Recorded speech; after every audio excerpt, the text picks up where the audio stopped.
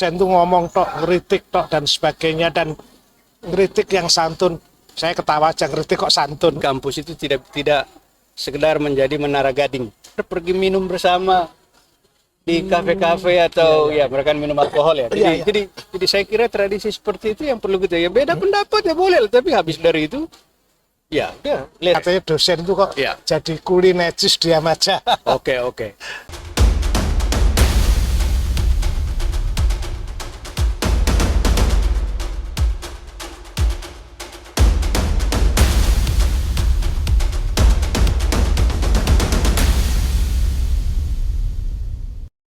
Halo, saya sedang berada di pelataran FISIP Universitas Erlangga, Tarawangsa, dan saya memang sedang menunggu kawan saya, Vincencio Dukis, profesor dari Taiwan, mengajar di HI.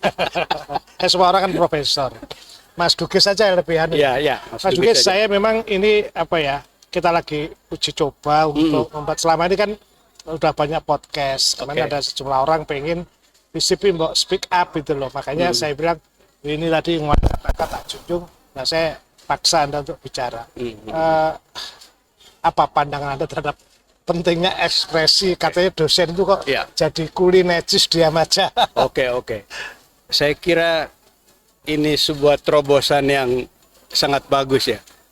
Terobosan mendadak ini. Tapi sangat luar biasa, dan Mas Suko tahu saya sudah lama sangat mendukung gagasan ini, karena sebetulnya ini satu dari sekian banyak cara bagaimana kemudian kita yang di kampus itu tidak sekedar menjadi menara gading ya. Jadi saya teringat dengan Cak Nun di beberapa kesempatan mengatakan bahwa ya harus ada kepublikan dari gagasan-gagasan atau pengetahuan-pengetahuan kita yang ada di kampus lah.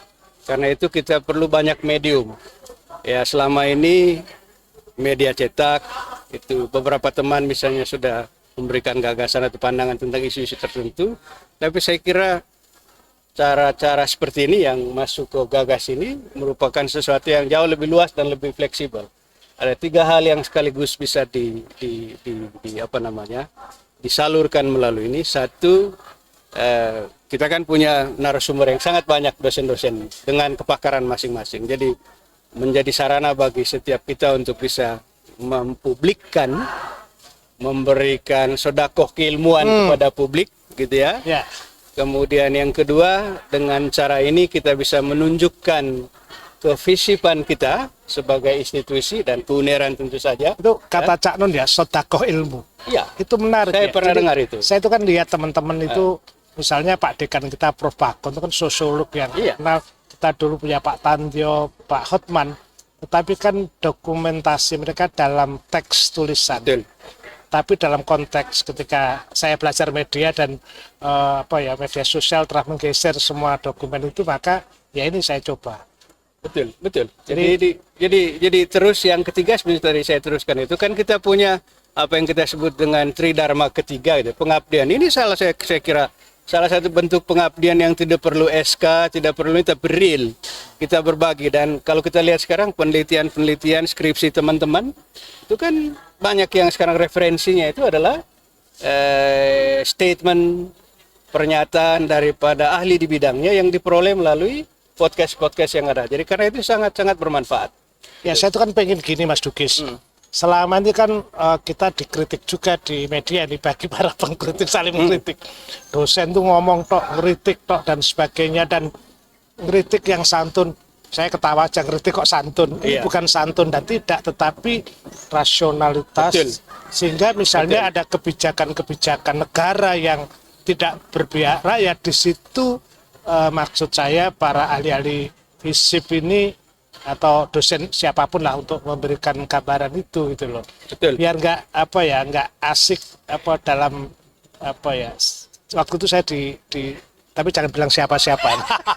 Jadi Cak Nun itu pernah bilang dosen itu egois, profesor mikir kepublikan. Betul. Itu yang saya kira ini kita jawaban terhadap kita. Ini kan jawaban terhadap itu. Jadi bagaimana kemudian kita berkontribusi dengan cara yang paling mudah. Menurut saya ini sebuah cara yang paling mudah untuk mengkomunikasikan gagasan, lalu tadi memberi kritik yang bijak dan rasional. Rasional. Gitu.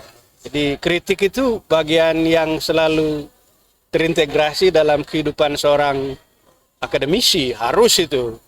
Jangan kemudian alergi terhadap itu, dan untuk itu lalu kita harus terbiasa dengan sebuah proses kritik yang ya rasional, berdasar, evidence based gitu kan. Itu penting untuk kemudian menjadi bagian dari kehidupan. Iya, kalau misalnya hari-hari ini kan rame lagi serang menyerang antara Iran dan Israel misalnya. Ini kan bisa kita bahas dalam ruang ini kan. Betul. Apalagi Betul. Mas Dukis kan paham betul soal apa ya, Betul. international relation itu loh. Betul, Nah, jadi kira-kira topik-topik yang kita bahas ke depan apa saja ya, dalam posisi FISIP ini. betul. Jadi banyak sebetulnya karena kepakaran kita di FISIP ini kan dari A sampai Z ya. Jadi saya kira kita tinggal ada isu apa lagi yang kira-kira masih diperlukan oleh masyarakat misalnya.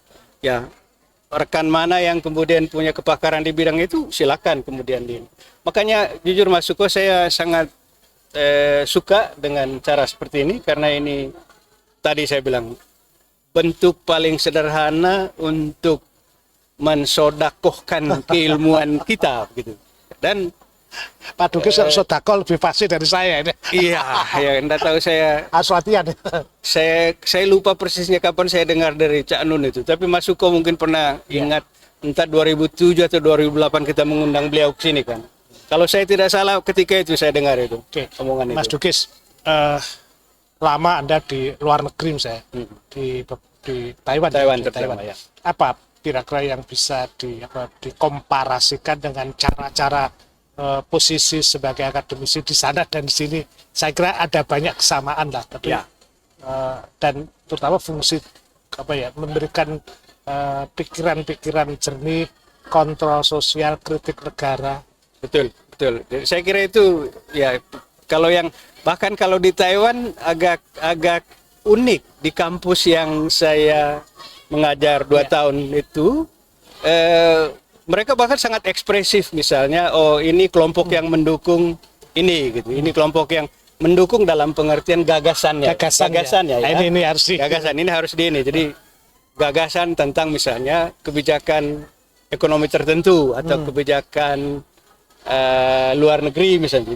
Jadi bagi mereka itu sudah sangat biasa untuk kemudian mungkin kalau bahasa kita di sini beroposisi, tapi karena fungsi mereka itu kan ya memberi gagasan dan kemudian mengkritik secara rasional apa yang kemudian ada di pihak yang berseberangan. Jadi saya kira kita harus mulai terbiasa dengan cara-cara seperti misalnya itu juga. kan kita presiden bilang kita harus terbuka, transparan.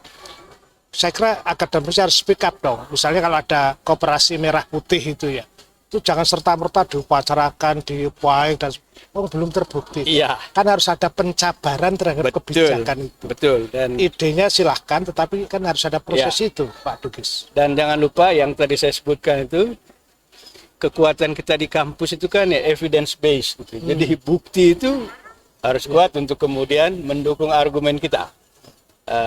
Saya kira itu yang kemudian menjadi penting bagi kita untuk menggunakan sarana yang digagas Mas Suko dan ya terutama Mas Suko lah gitu ya, untuk kemudian kita manfaatkan. Dan saya sangat berharap lalu seluruh rekan-rekan yang ada di FISIP ini mengambil kesempatan ini untuk bersedekah keilmuannya. Bukan hanya dosen, mestinya mahasiswa juga bisa bagian dari ruang itu ya, gitu loh. Tentu. Jadi kan kalau mau demo ya boleh aja demo silahkan, tetapi kan masa mau teriak di kepanasan, ada ruang-ruang baru yang bisa manfaatkan itu. Jadi gagasan itu saya kira sekarang itu sangat penting ya untuk membedakan mana gagasan yang berdasar evidence based dan kuat gitu dengan hanya sekedar kalau bahasa sekarang yang penting berbeda gitu. Ya. Saya kira itu yang harus kita hindari. Hanya dengan pokoknya gitu.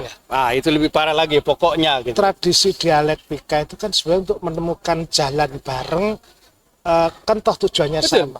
Tes politik. Ya, tes politik. Dan itu bidang yang seharusnya kita komunikasikan itu. Betul, dan saya ingin tambahkan sedikit mungkin pengalaman lain saya, Mas Suko. Ketika saya belajar di Australia dulu, kebetulan bidang yang saya pelajari kan Australian Politics. S2-nya Pak Dukis itu di Taiwan atau di Australia? Di Australia dua-duanya, S3 juga. Yang di Taiwan cuman jadi mengajar. Okay, mengajarnya. Nah ini, jadi politisi di Australia itu luar biasa. Kalau kita lihat debat di parlemennya itu, minta ampun deh, sangat berseberang.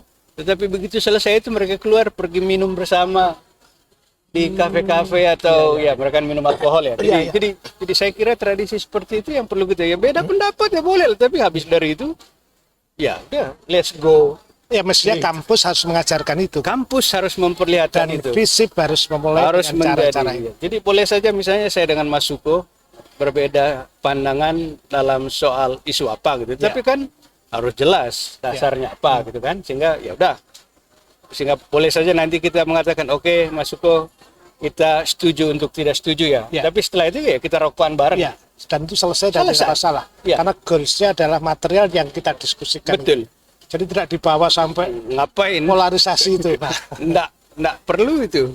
Ya, Gitu, thank you Mas Duki. Jadi Ya. hari ini kita mendapat pelajaran bagaimana ruang FISIP itu ruang tempat di mana kita mengekspresikan demokrasi dan hal yang biasa berbeda pendapat. Saya sering berseberangan misalnya pada itu soal bicara tenaga kerja misalnya dengan Mas Dukis perdebatan dan ya setelah itu ya kita Bang minta rokoknya, kopinya. Nah kita harus mengajarkan itu. Itu yang harus saya kira. Thank you. Mungkin ada Ya. pesan buat apa Mas Dukis? Pesan saya ada dua. Satu, siapapun yang menjadi pemimpin FISIP berikutnya setelah periode ini, gagasan ini harus berlanjut. Karena sekali lagi saya mau mengatakan, ini adalah cara paling mudah untuk kemudian kita bersedekah keilmuan.